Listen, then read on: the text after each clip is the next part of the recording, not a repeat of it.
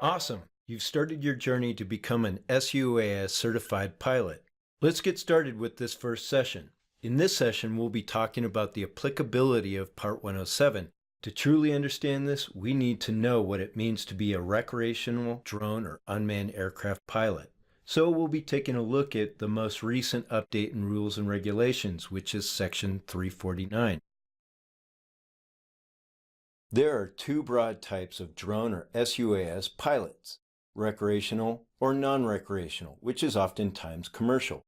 If you're a recreational, you need to follow the rules outlined in the FAA Reauthorization Act of 2018, which we cover in this session. If you can't follow all those rules, then you need to follow the rules of Part 107. SUAS activities which do not follow all the rules of Section 349 have four choices. They're pretty easy. Don't fly. Fly under Part 107 rules and regulations, or with a certificate of waiver under Part 107. And the last one, fly under a certificate of authorization. This is not a testable item, but you should do your research.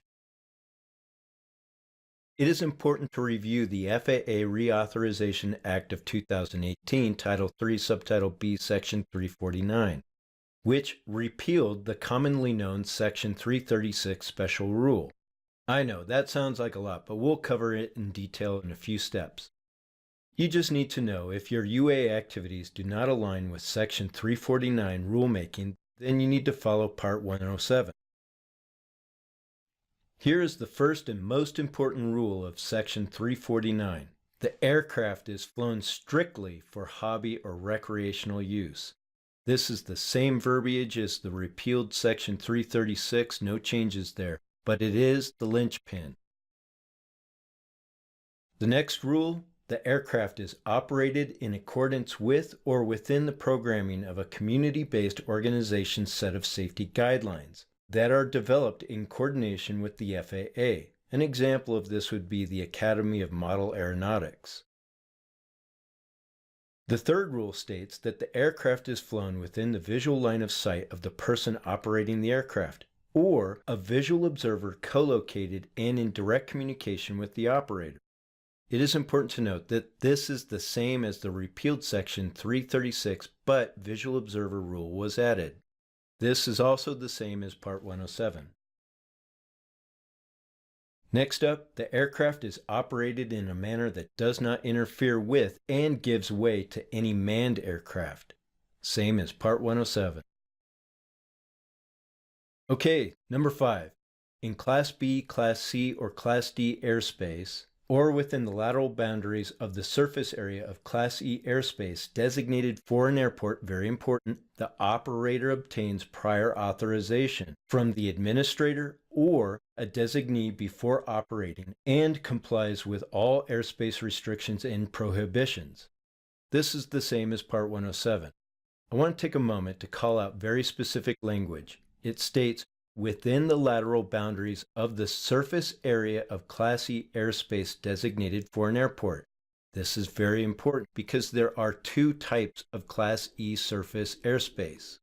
One, as stated here, the lateral boundaries of the surface area of Class E airspace designated for an airport. For the second one, Class E surface airspace extensions, you do not need prior authorization. All right, number 6. In Class G airspace, the aircraft is flown from the surface to not more than 400 feet above the ground level and complies with all airspace restrictions and prohibitions. This is new language when compared to the repealed Section 336, but it is the same as Part 107. These same rules apply to Class E surface extensions for all UA pilots.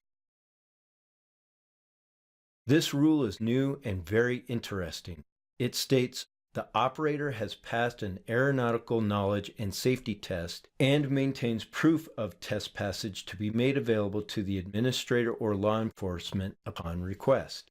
Again, when compared to repealed Section 336, this is new and interesting language.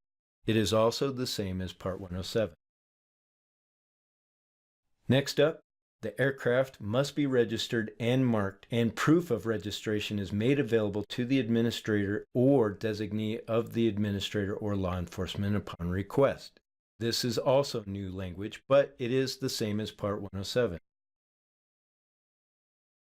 Section 349 rule further states that nothing in this section shall be construed to limit the authority of the administrator to pursue an enforcement action against a person operating any unmanned aircraft who endangers the safety of the national airspace system.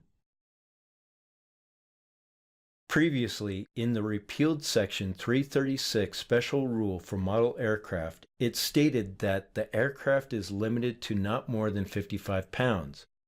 It is very interesting that this is not identified specifically in Section 349, but a related definition is provided in Section 341 of the same document.